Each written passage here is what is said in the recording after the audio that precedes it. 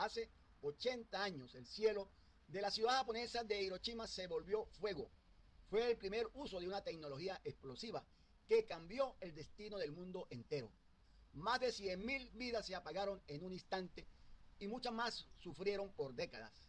Hoy, mientras los sobrevivientes aún vivos alzan la voz, el planeta enfrenta un riesgo que no se veía en generaciones. Países con capacidad nuclear cruzan advertencias, ensayan nuevos dispositivos y abandonan acuerdos históricos. Un solo artefacto moderno puede ser hasta 80 veces más potente que aquel usado por Estados Unidos el 6 de agosto de 1945 sobre la ciudad japonesa de Hiroshima.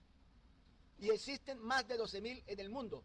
La tensión aumenta en Asia, Europa, Medio Oriente, y el reloj del juicio final marca 89 segundos antes de la medianoche. Mientras gobiernos invierten cifras millonarias en expandir su capacidad militar, también crecen otras amenazas: inteligencia artificial fuera de control, virus globales y una crisis ambiental sin precedentes.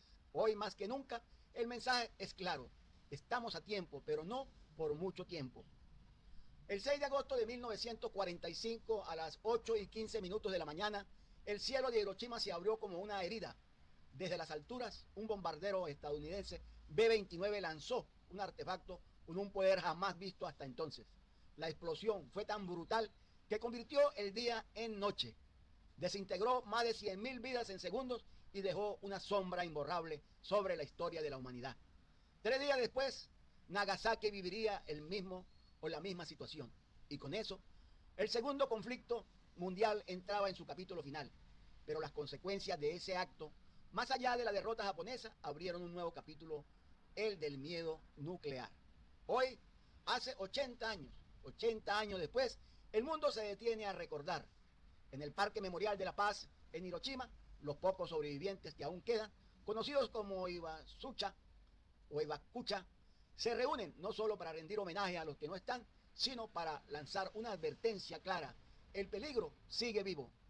Mientras se honra a las víctimas del pasado, las noticias del presente nos vuelven a una realidad inquietante. Las tensiones nucleares están más vivas que nunca.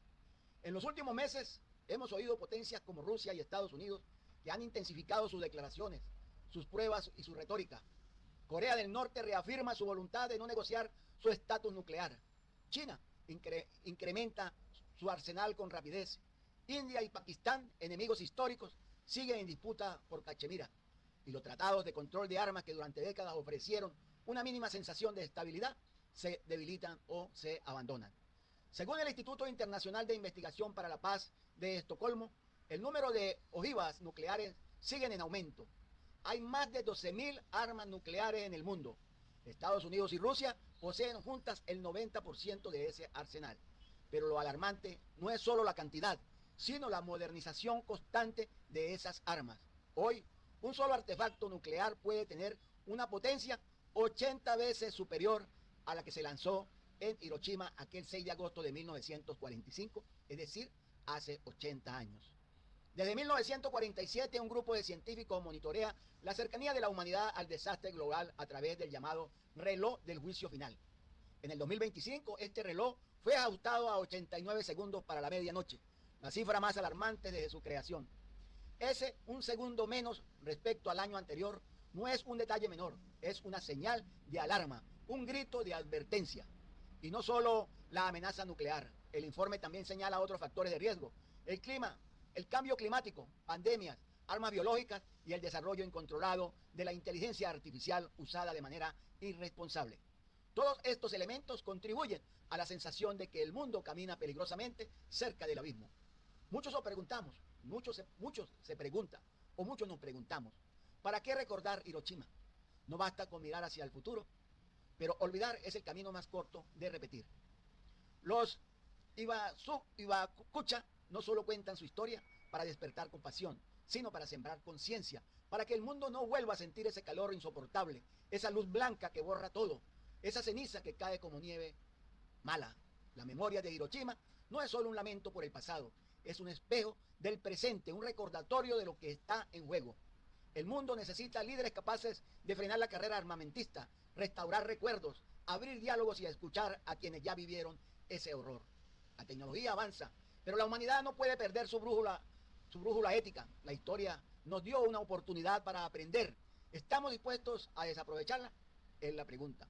Hoy, mientras el sol vuelve a salir sobre Hiroshima, la pregunta no es solo qué recordamos, sino qué estamos haciendo para que esto nunca vuelva a suceder, para que esto nunca vuelva a pasar. La explosión sobre Hiroshima no fue una tragedia humana, fue un punto de inflexión en la historia de la civilización. Por primera vez el ser humano tuvo en sus manos el poder de destruirse a sí mismo en cuestión de segundos. A partir de ese día, el mundo comprendió que el progreso tecnológico sin conciencia ética podía ser tan destructivo como cualquier conflicto. Estas son las grandes lecciones que Hiroshima dejó para la humanidad. El proyecto Manhattan representó el pináculo del conocimiento científico del siglo XX. Matemáticos, científicos, ingenieros, todos al servicio de una meta que se consideraba estratégica. Pero la ciencia sin conciencia se convirtió en una herramienta de exterminio. Hiroshima nos enseñó que el conocimiento debe estar al servicio de la vida, no de la muerte. Hoy, esa enseñanza es más vigente que nunca ante la inteligencia artificial, la biotecnología o la manipulación genética. El segundo conflicto mundial ya había mostrado atrocidades sin precedentes. El concepto del ataque militar quedó reducido a cenizas ante el impacto sobre una población civil entera. Mujeres, niños, ancianos, todos pulverizados en segundos. La lección: en la era nuclear no hay ganadores, solo hay víctimas. Tras Hiroshima y Nagasaki, las potencias comprendieron que un nuevo equilibrio debía establecerse.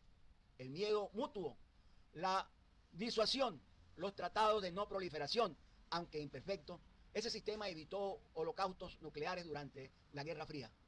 Hiroshima nos enseñó que en el mundo moderno el diálogo y la diplomacia no son una opción, son una necesidad vital. Los sobrevivientes de Hiroshima, los que llaman Iwakucha, dedicaron su vida a contar lo que vivieron muchos. Sufrieron marginaciones, enfermedades, silencio institucional, pero persistieron.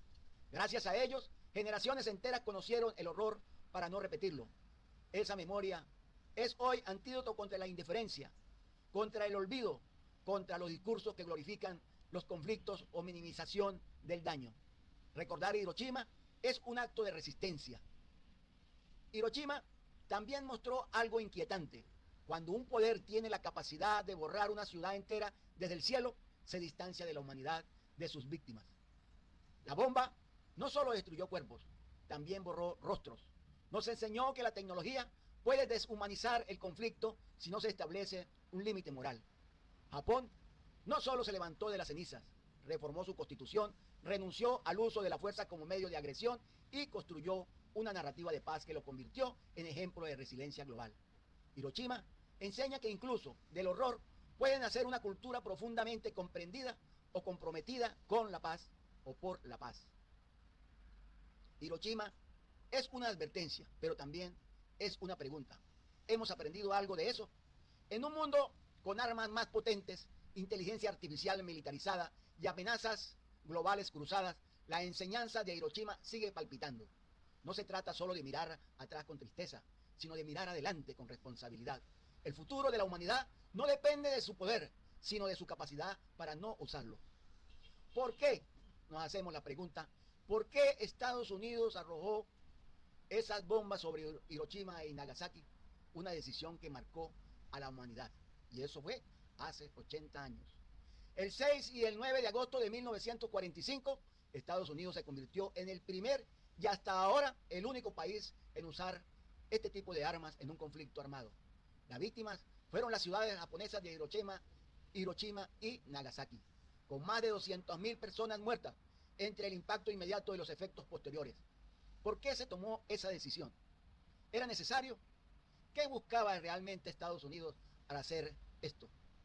En agosto de 1945, el segundo conflicto mundial había concluido en Europa, con la rendición de Alemania, pero en el Pacífico Japón seguía resistiendo. Aunque ya se encontraba militarmente debilitado, no mostraba ninguna señal clara de aceptar una rendición incondicional exigida por los aliados en la declaración de Potsdam. El conflicto en el Pacífico había sido brutal. Batallas como Iwo Jima y Okinawa dejaron cientos de miles de muertos en ambos bandos y mostraban que cualquier intento de invasión al territorio japonés podía derivar en un daño o en un baño de sangre de proporciones incalculables. O sea, estaban resistiendo. El secreto o en secreto, desde el año 1942, Estados Unidos desarrollaba un programa científico militar llamado Proyecto Manhattan, destinado a crear un arma con base en la fisión nuclear, dirigido por el general Leslie Groves y el físico Robert Oppenheimer. Luego lograron detonar exitosamente su primer prototipo, la prueba Trinity, el 16 de julio de 1945 en el desierto de Nuevo México. El presidente Harry Truman, recién llegado al poder tras la muerte de Roosevelt, fue informado del éxito de esa prueba. En ese momento tenía en sus manos un poder jamás imaginado por la humanidad, la capacidad de aniquilar ciudades enteras en un segundo. El argumento oficial fue claro: acelerar el fin del conflicto y evitar una invasión terrestre que, según cálculos del gobierno de Estados Unidos, habría causado entre 500.000 y 1.000.000 de bajas aliadas, así como millones de muertos japoneses. Japón seguía negándose a rendirse incondicionalmente, y muchos en el alto mando estadounidense creían que solo un impacto masivo y decisivo lograría quebrar su voluntad de lucha. Historiadores como Gar Alperovitz y Martin Sherwin sostenían que el uso de la bomba tuvo también un propósito geopolítico: intimidar a la Unión Soviética y marcar el inicio del orden bipolar de la Guerra Fría. La Unión Soviética había anunciado que entraría en conflicto con Japón a mediados de agosto, lo cual podía darle poder en la reconstrucción de Asia.